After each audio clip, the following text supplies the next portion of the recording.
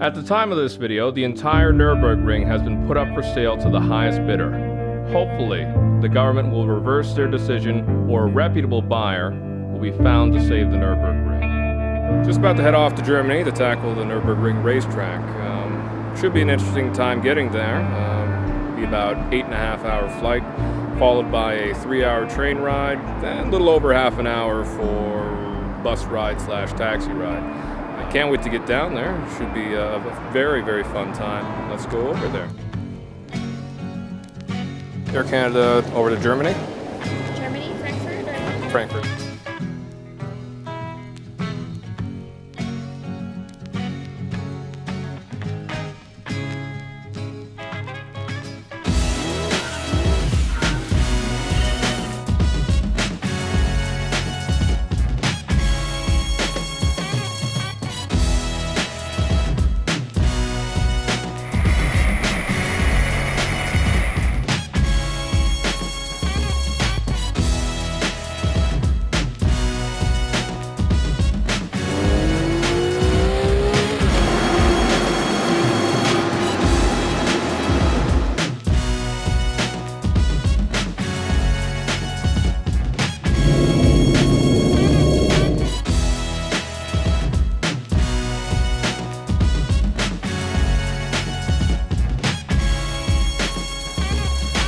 I had concerns flying into Frankfurt because of the Lufthansa airline strike.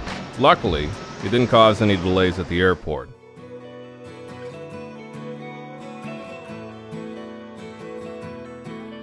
Heading down to the ring took a while by train and bus, and I was very anxious to get to the mecca of autosport.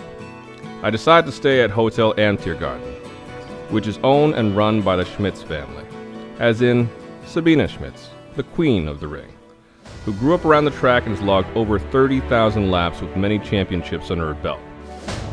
I'm born here in Nurburgring, in the middle of the track, so I always wanted to be a racing driver. So I did that, and I've won twice a 24-hour race. I want to win a third time for sure.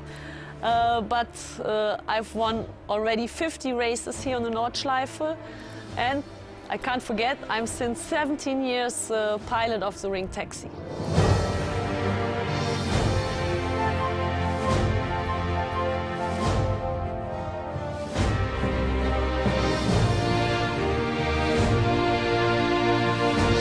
Seeing the track in person sent a chill through me, knowing that the great Ayrton Senna once raced here.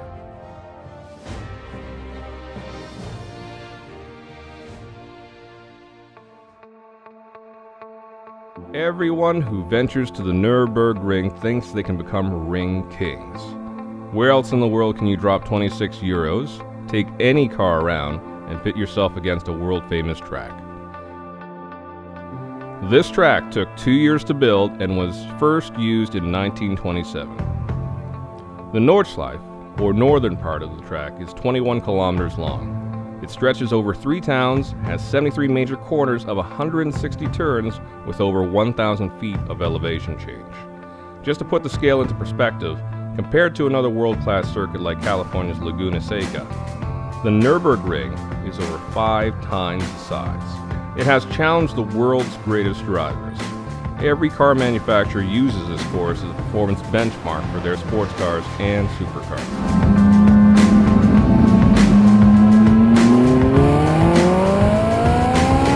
The track is pretty much located in the middle of a peaceful town and forest. The course is so large, it can be sunny on one side of the track and raining on the other. And it rains here a lot. The dangerous track is so rich in trees that Sir Jackie Stewart named it the Green Hell, which sticks to this day. It is the Everest of motorsport and claims an average of 10 lives each year. Drivers all over the world flock to the track for many reasons, whether it be corporate, professional, or personal. I've been playing Gran Turismo since 1998. In 2005, GT4 first introduced me to Nurburgring. Since then, I've been infatuated with the track. When I first drove the course on PlayStation 2, I never thought a place like this could ever exist. I thought this was a fantasy course made by the developers of Polyphony. I did my research, and I quickly put the track on my bucket list. 6 years later, before my trip to Germany, I memorized the course by playing a lap or two every 2 days for 1 year. I also dabbled in autocross and driver training, but no matter how hard you try, nothing can ever prepare you for the ring. 1 meter could be the difference between crash or no crash, or between a minor crash or a major crash. Today at both exercises, you will be asked to do an emergency brake test.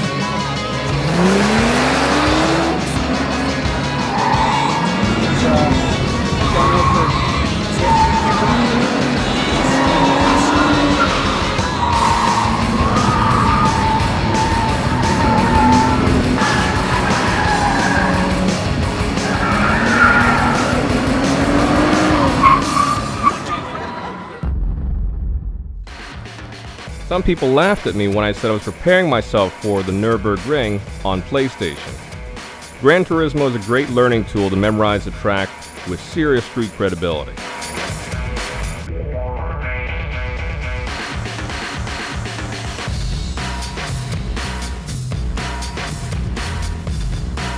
The game's creator, Kazunori Yamauchi, is a seasoned race car driver with an immense passion for all things motorsport. He also won his division at the 24 Hours of Nurburgring in 2011 and 2012. The Nurburgring has had some financial problems in recent years. Since its opening in 1927, the Nurburgring has been under complete public ownership and administration.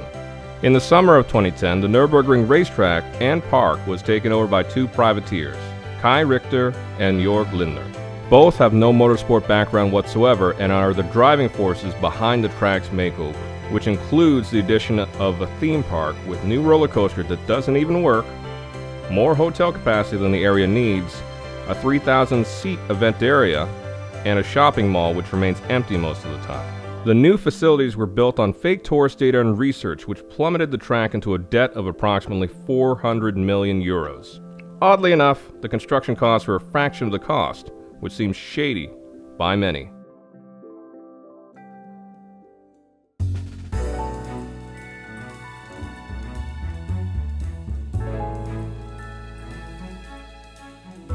I'm here at Ring Park. It is a entertainment area built off of fake statistics, fake numbers for tourists, which has turned into pretty much the Euro Disney of the Nurburgring. It's going to be interesting to take a little tour inside, so let's go take a look.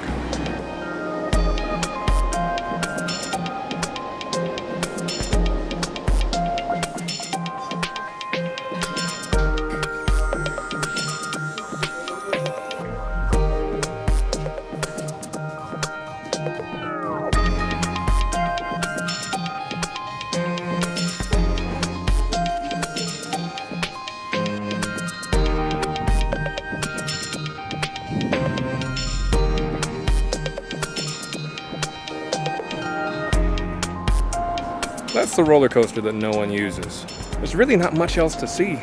It's a damn shame, really. It's sad to see the government letting the course get this way, and the fact that they're in this much financial trouble, it's really, really sad. It's all about the racetrack, not this place.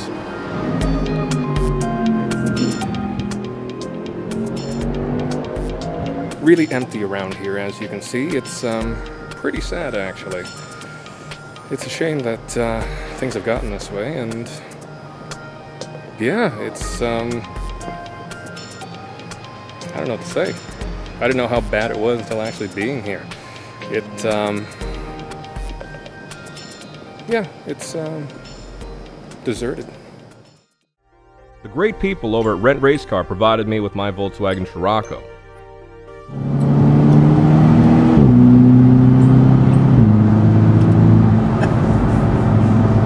That's the most beautiful sound. It's nice, yeah.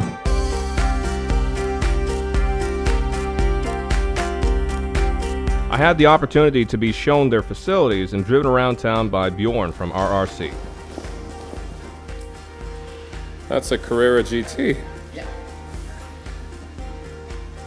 That's beautiful. Also the second gray one and the black one. It's two friends, they got the same cars. And that's one of my all-time favorites. Yeah, these games like PlayStation, Gran Turismo or Forza or whatever, these It helps for the first time beginners a lot because it's easier for you to remember the track. Yeah. But you make many mistakes at the games. You're going over the curbs and all that stuff. As long as you're not trying to go for a hot lap or a fast lap, as long as you just go to have fun, then I think it helps a lot. But if someone goes in with the mindset like, yeah, I'm going to set exactly the time just like the video game, then that's where you screw up and crash. Yeah, exactly. But for remembering the corner and for getting an idea what's coming up to you when you're starting the track, then it's a good thing.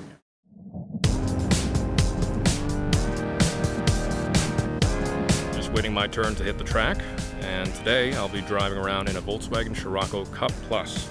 Yes, it is a Scirocco. Have been in North America for quite some time now, but they have re-released the car since I believe it was like 2008, 2009. It's a nice hot hatchback, about 220 horsepower, and it's race prepped. It's got upgraded tires, roll cage, upgraded brakes as well, so it should be a nice vehicle to take around the ring. I've prepared as much as I can. I'm confident that I won't be spinning off the course, but anything can happen, and I've chosen Monday and Tuesday evenings to do my laps. I'll be doing 4 to 5 laps each day, and I'll be filming inside the car as well to take a little tour, take you guys on a little bit of a tour. And yeah, should be a fun time on the track.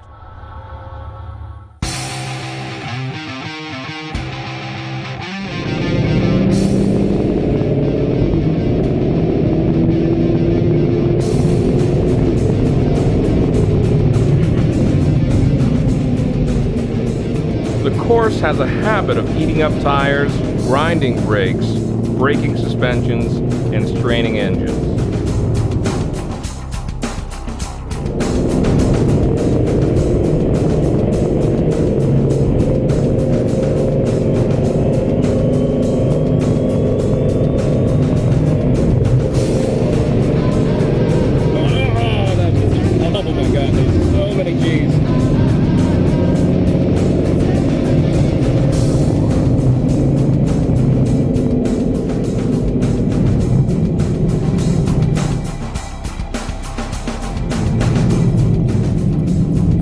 A mixed bag of drivers on public days. Keeping an eye on every car and bike around me at all times tires you out. Doesn't sound like too much to handle, but considering every type of vehicle that can be on the track with driver skills from rookies to professionals, you have a hard time gauging who you're up against and what's creeping up behind you.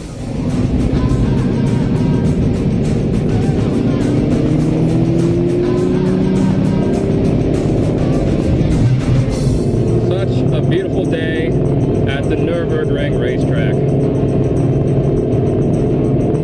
Love this. Into yourself. Oh crap, I got somebody in front of me.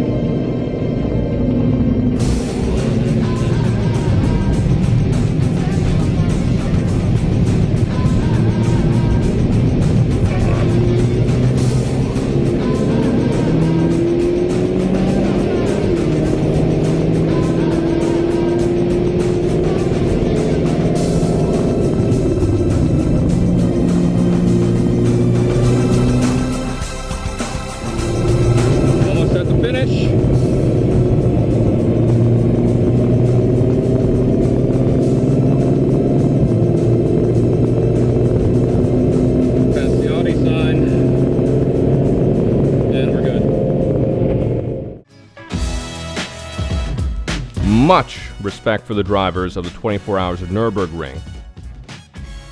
They can do up to 150 laps around the track, and a lot of that's in the dark with no street lights. After my first day on the track, I relaxed with a cold beer at Devil's Diner and realized how mentally exhausted I was. The Nurburgring is an experience I will never forget. Today's my last day here in Germany, and I had a lot of fun driving around on the Nurburgring racetrack. As you can't see back there on this very extremely foggy day, conditions here were nice and sunny, unlike this morning where, as you can see, the track behind me, well, there isn't one. And as well as the hotel behind me. not there either. My whole experience here was fantastic. The locals were extremely gracious, very, very nice. I just wish everybody had the chance to come down here and check this out. I know driving around a racetrack isn't everyone's cup of tea, so I'm glad I was able to make this video for you to, well, experience a little bit of it. Anyways, it's time to go back to Toronto, back to Canada, and yeah, I mean, I'm gonna miss this place, and I'll definitely make a trip back within the next few years to test myself again on the track, and I hope you enjoyed this video. So, ciao. Please save the ring.